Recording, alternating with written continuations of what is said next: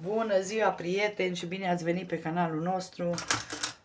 Eu astăzi vreau să fac niște cornulețe. Așa am avut eu poftă de cornulețe. Punem așa cam 2 linguri de untură. Le fac cu untură. Dacă nu aveți unt, puneți cam 150 de grame de... Dacă nu aveți untură, așa, dacă nu aveți unt, de unt. Cam 150 de grame de unt puneți. Pun smântână, tot așa vreo 2 linguri. Așa, o pun toată. Ce e aici? O pun toată. Dacă nu aveți smântână, puteți să le frământați și cu iaurt. Puțină sare, dar nu multă, că și un ou întreg. E o rețetă atât de simplă. Și zahăr vanilat. Un pliculeț, 2 câte vreți, și dacă vreți și coajă de lămâie să puneți, dar eu nu am și pun numai zahăr vanilat. O să-mi cumpere soțul astăzi, că noi bem foarte multă apă cu lămâie și o zis că merge să ieie. Așa. Și acum punem făină cât cuprinde. Cam 350 de grame. Cam așa. Nu punem zahăr, nu punem deloc în aluat. Numai ce am pus zahărul vanilat. Frecăm așa un pic cu mâna sau cu lingura, cu ce doriți. Aveam smântâna aia începută și de aia am vrut să pun, să o fac.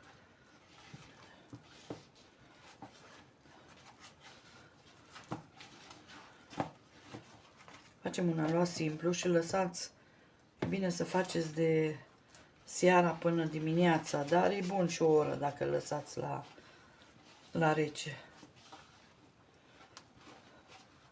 Mie îmi plac cornulețele. Eu dacă am cornulețe așa parcă am prăjitură. Când am poftă mă duc și îmi iau unul și de ceva dulce și mănânc.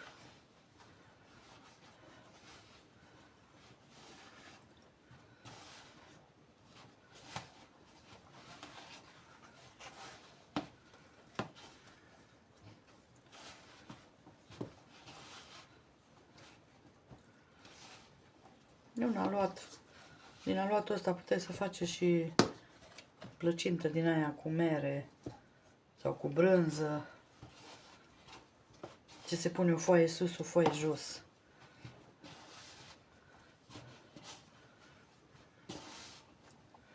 Dacă e prea gras puțin, puneți puțină apă sau cum se spune, sau lapte în el. Punem aici pe masa de lucru ca să-l adunăm. Nu frământăm mult, că atunci tot o să ne ceară făină.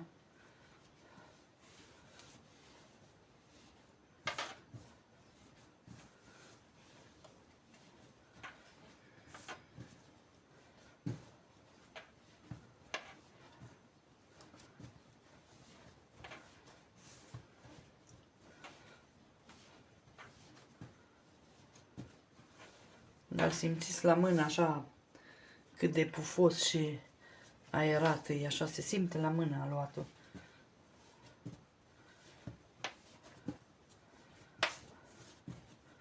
Nu punem praf de cop, nu punem nimic, ați văzut. Sare am pus puțină, am pus din asta fină, n-am mai pus din aia mare, că nu se topește în aluat. Și atât. Asta e tot aluatul.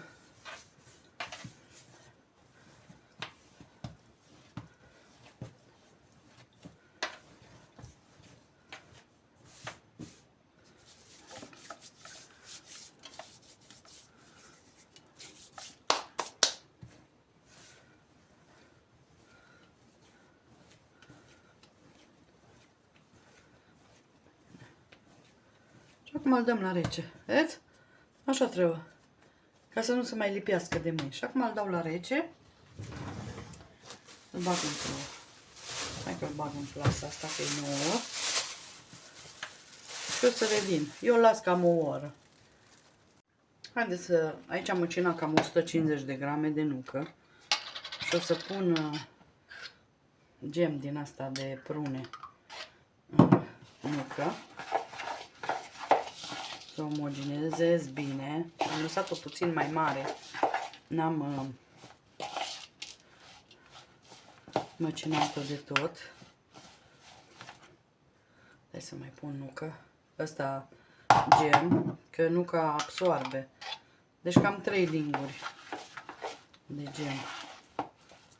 Asta mi-l place mie clătite. Asta de prune.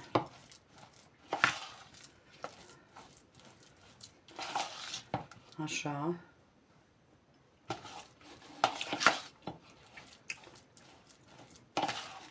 Nu pun zahăr deloc.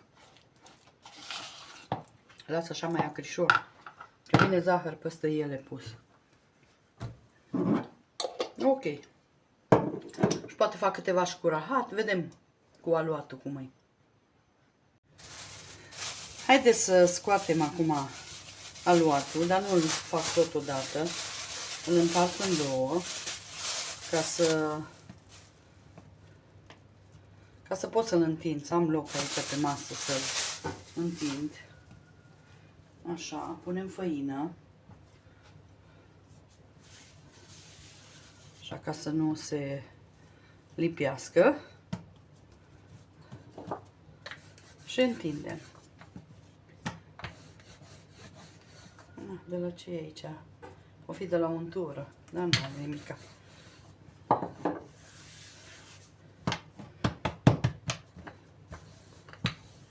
Întindem așa în formă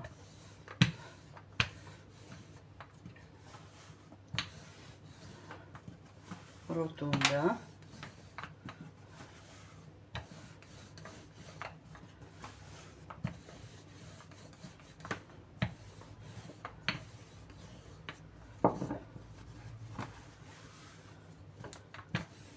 Cât vrem de subțire, că nu ne trebuie gros aluatul.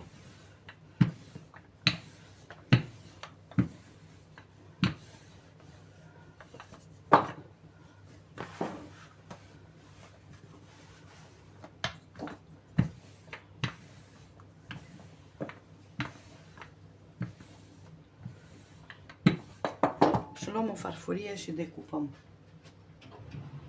cât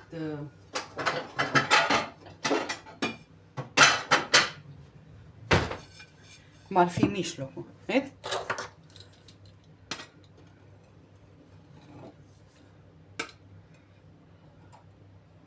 Na, ați văzut ce bine m-am dus. Că trebuia lângă farfurie.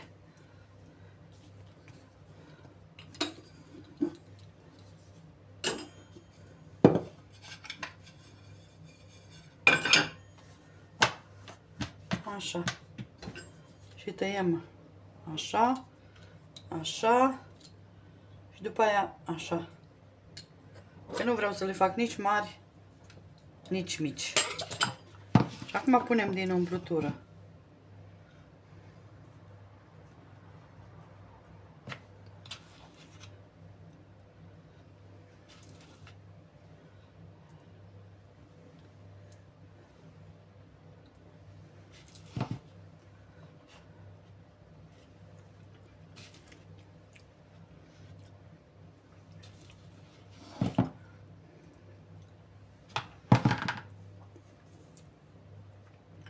Ați văzut că n-am pus zahăr în aluat. Dați să-mi iau o tavă.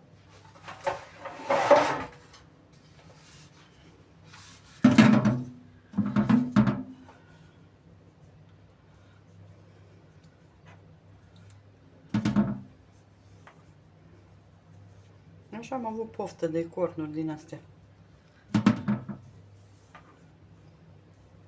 Și dacă ai poftă, ai poftă. Nu, dar eu dacă am cornuri, v-am mai zis, dacă am poftă de ceva dulce, că astea stau.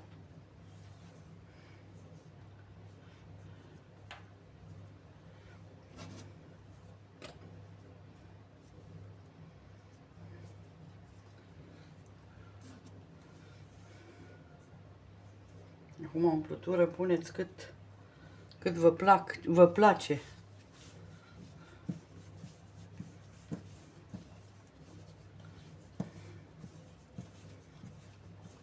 Sau puteți să dublați cantitatea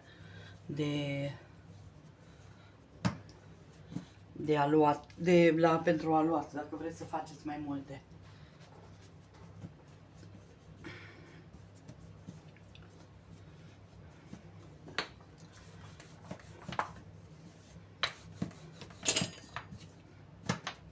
Vă arăt eu cum puteți să faceți și fără să le faceți cu farfuria.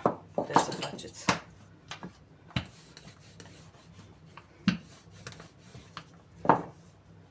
Nu trebuie să mai vă complicați, dar merge și cu farfuria.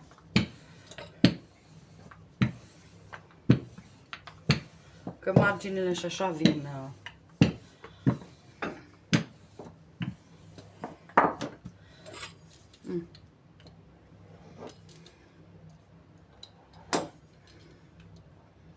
Deci le facem și mai mici.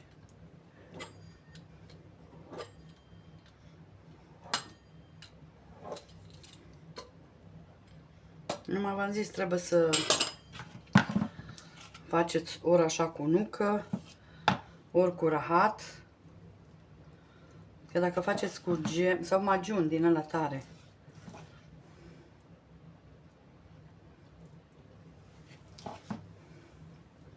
cu Nutella puteți să le umpleți.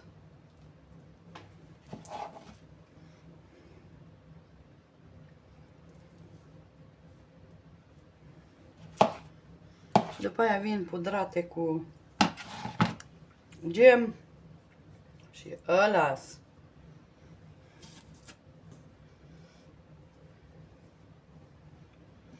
Lăsăm vreo 10 minute în cuptor. Aluatul e foarte subțire.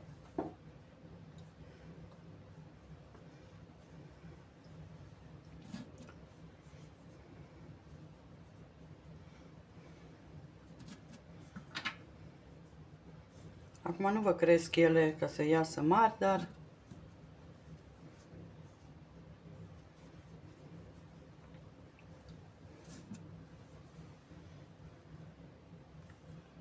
sper că vedeți ce fac.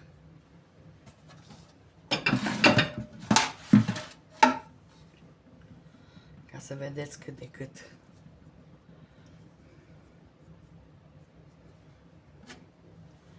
Cam o tavă bună îmi iasă. Din cantitatea asta. Deci o tavă mare vorbesc. Nu din alea de pe timpuri. Știți cum erau cuptoarele alea?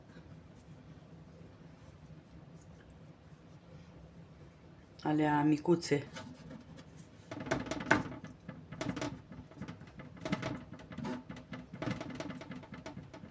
Așa. Putem să le mai punem, că ele nu cresc. Așa.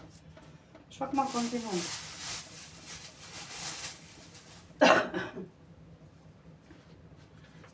Luăm jumate de aluat.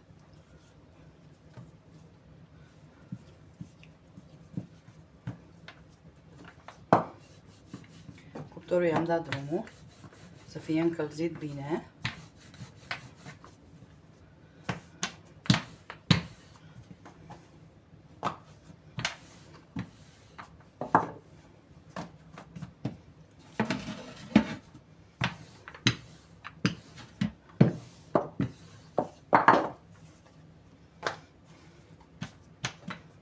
Da, asta e de la untură, să vede aici înăuntru.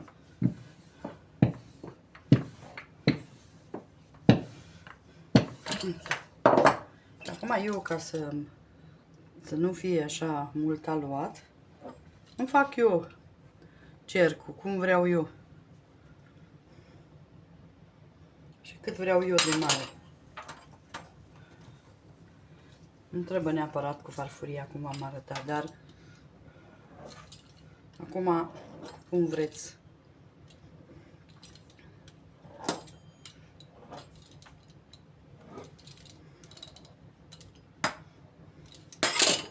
Mai bine le umplu toate cu nucă, că am destulă nucă.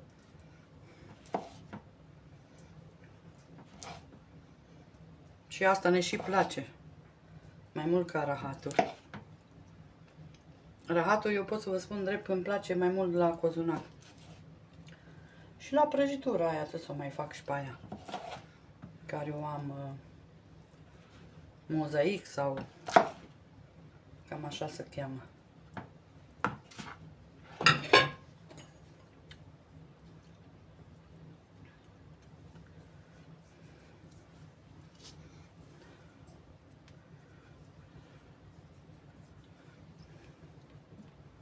Acum nu sunt perfecte, dar sunt bune. Aia e principalul.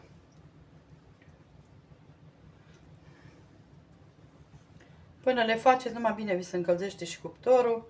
Le-ați băgat, le pudrați cu zahăr și aveți cornulețe.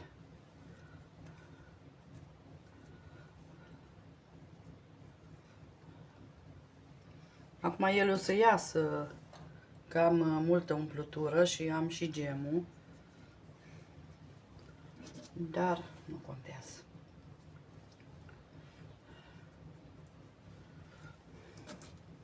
Nu-mi place nici seci, știți?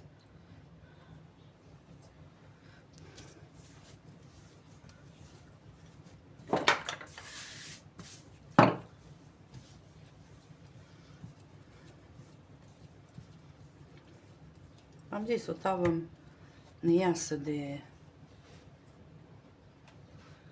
ele.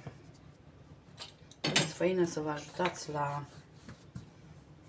întins. Aluatul e foarte bun, dar mai se lipește, că e untură, nu?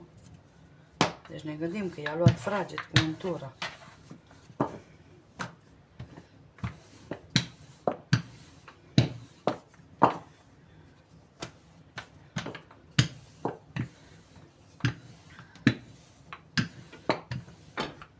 Dar dacă faceți cu mere, o iasă super.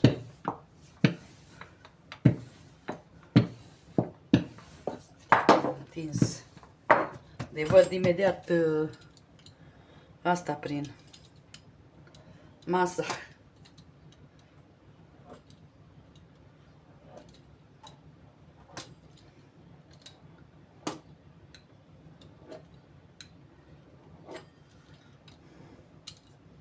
Că pot eu să cu mâna aia. Pe mâna aia vorbesc.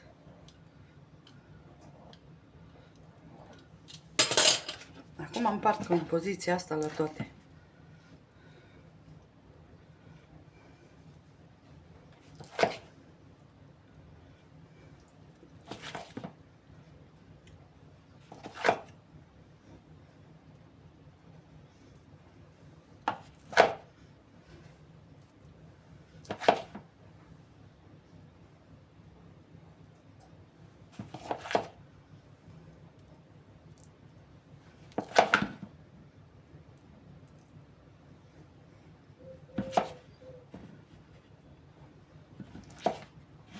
Opa!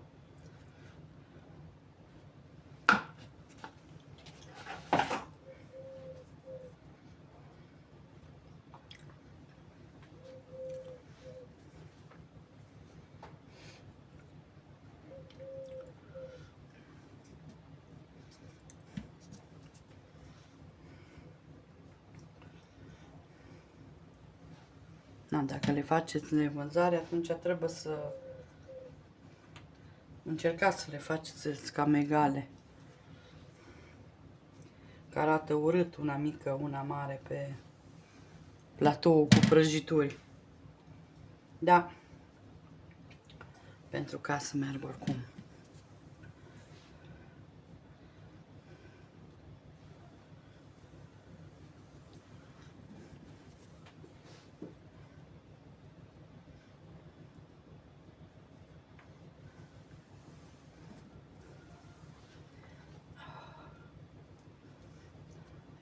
Mie le fac așa în mână, de pe mâna aia, când le fac de acolo.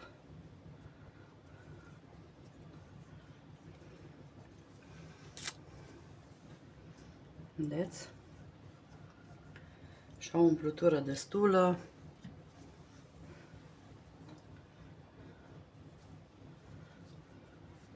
Cuptorul meu e și cald. Numai bine o să le bag. Deci asta e porție pentru o tavă mare.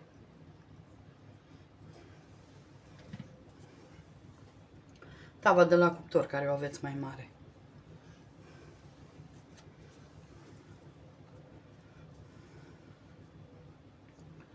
Eu zic ca să ne facem poftele. Ei, numai bine.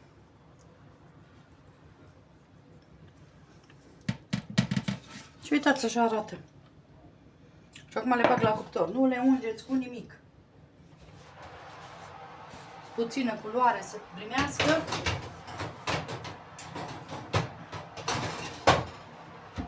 Și gata, o să vă arăt după ce scoapte.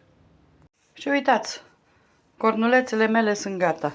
Eu acum le dau numai un pic așa pe deasupra cu zahăr, că după aia o să le tăvălesc numai să se lipească un pic pe ele zahărul, că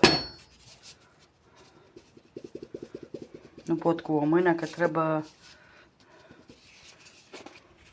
trebuie rotit de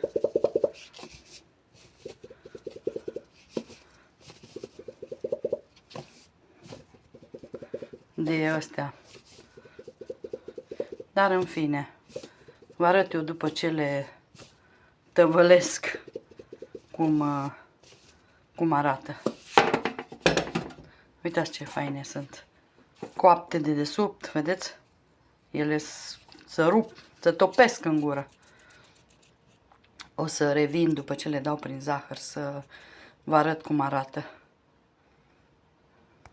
Și uitați, dragile mele, așa arată cornurile mele, produsul final, date prin zahăr, cornulețele. Sper să încercați și această rețetă. Eu zic că este delicioasă, rapidă și sper să vă placă rețeta. Vă mulțumesc și o zi minunată vă doresc. Bye, bye!